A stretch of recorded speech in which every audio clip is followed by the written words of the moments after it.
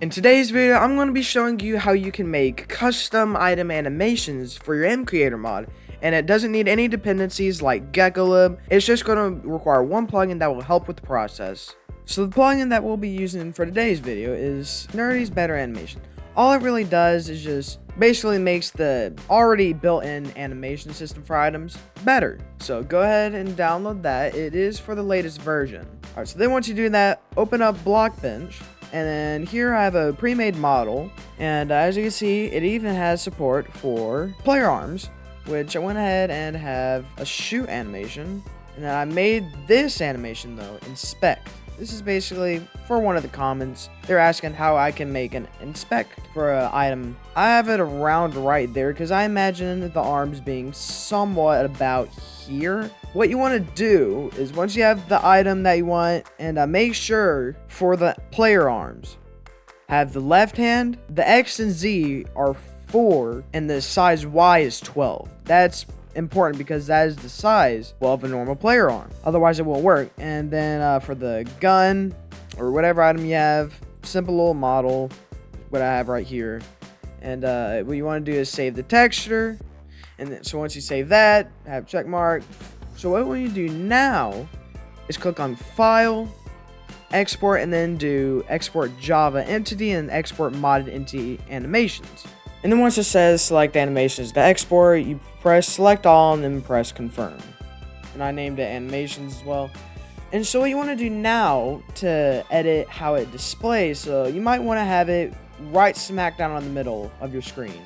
So what you'll do is, this is important, File, Convert, and then, well, actually you do want to click Create Copy, make sure that's checked. And then what you want to do is Java block/item, click Confirm. Alright, so you basically have this, and what I like doing is just hiding these, the left and right arm. Click Display, and as you can see, this is a massive gun. Go ahead and set the scale to a reasonable size. I say 0.3. That's the size I'm going with. And you can make sure if you like it. Mine looks pretty good, normal.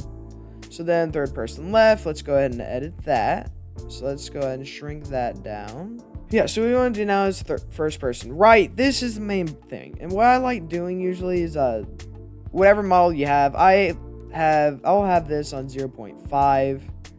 It mainly depends how you want yours to look. Alright, so what I will do is, so what I'm going to do is now copy the left and right arm from the previous model and then paste it in there and then modify the rotation to fit how it is in the model itself. So I'm going to do that real quick.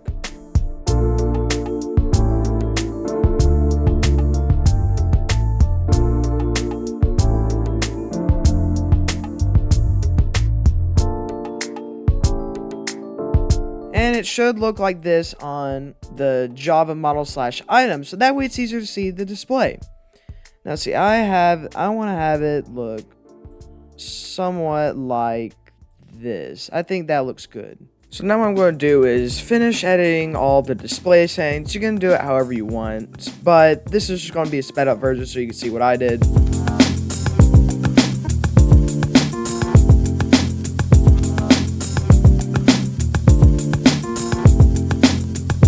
And that's about it. So what you can go ahead and do is go back to edit if you want, and then mainly click on File, Export, and then Export block/item model. Make sure to keep the Blockbench open, just minimize it because we'll need it for later. Alright, so once you load up this, click on the plus, and then what I'm going to do is find item. I'm just going to press I, easiest way of doing it. Alright, so I'm going to do test item, and item texture. What you can do is go to click on resources up here, and then scroll down until you see import Java 3D model, and then import the Java model. Alright, so then it should show this. Just click on override animations. Alright, so this time what you want to do is click on import JSON 3D model, and then click on display settings, and then this, I don't know if it really matters or not, so I just do save mappings, and I click resources, and then it's time to do Java 3D model animation and import the animation file that you had. Alright, so then you're all set. You want to click item texture, import texture, and then it should show up this. So click that, and then built in, click on model test job item, or whatever you had that name. And then display settings, that is where the display settings will come in handy. For some reason, what I have to do is save mod element and then reload it, and then it should show up as default, and I don't know why it needs to do that. But what you want to do now is you can change the animations that will play in the perspective. So you can do first person or third person. Now, it depends what you want to do. If you want it to be on both, which I'll do all perspectives, just because I can and because I want to. So now what we do is click on animations. Add new animations, click on twice, or however many you have. As you can see, there is shoot, and then there's inspect. Now I'm going to keep shoot up here, and then inspect right here. Now, what I want you to remember is this order. So this starts on 0, and then 1. Index 0, and then 1. That's important to remember for whenever you're setting the animations for the item. Now, what I'm going to do is click on triggers. All right, so then what I'm going to do is click on when right click, just to test shoot animation. All right, so then what we'll go ahead and do is click on better animations, and then as you see right here, for custom item, play with animation with index. So this is where I'm saying animations, this is index 0, the first animation you see up here, shoot. So that's why I'm going to keep it at. I'm going to keep it right here.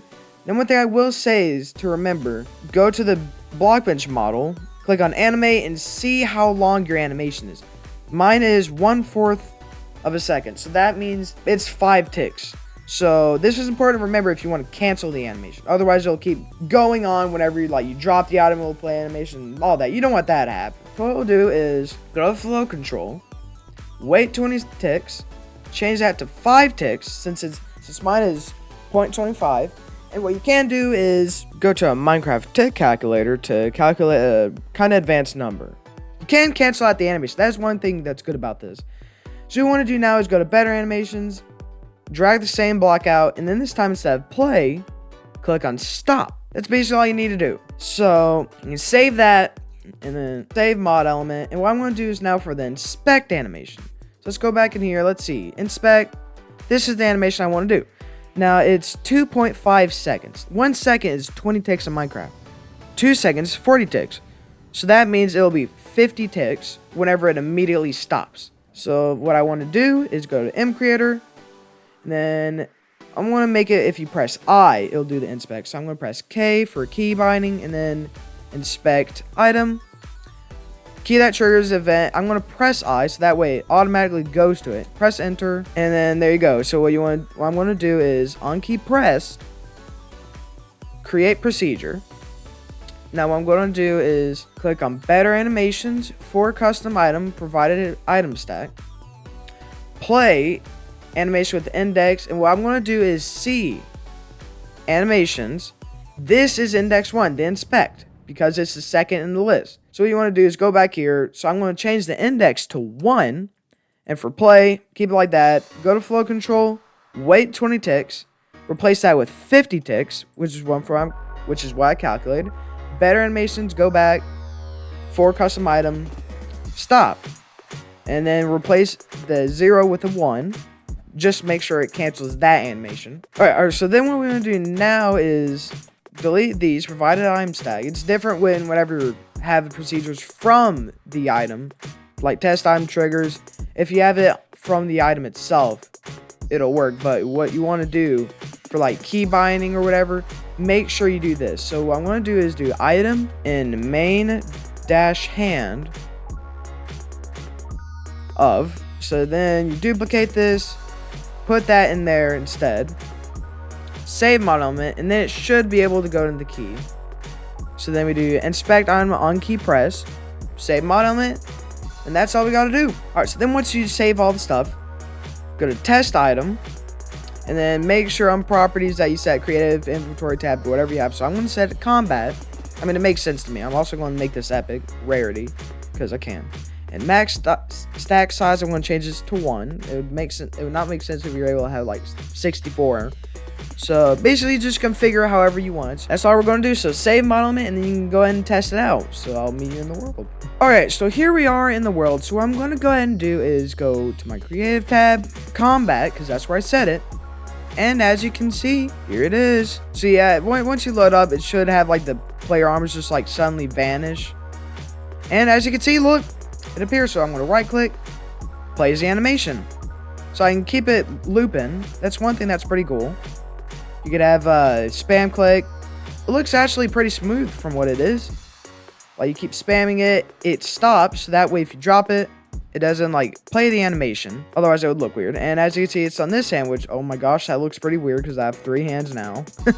Okay, so let's press I this time. And it plays the animation. And that, wow, I actually centered it very good. So yeah, that's all you gotta do. I can spam click it, which you could prevent it from doing that. But yeah, as you can see, it works pretty well. So yeah, that's all you gotta do, and see you guys in the next one.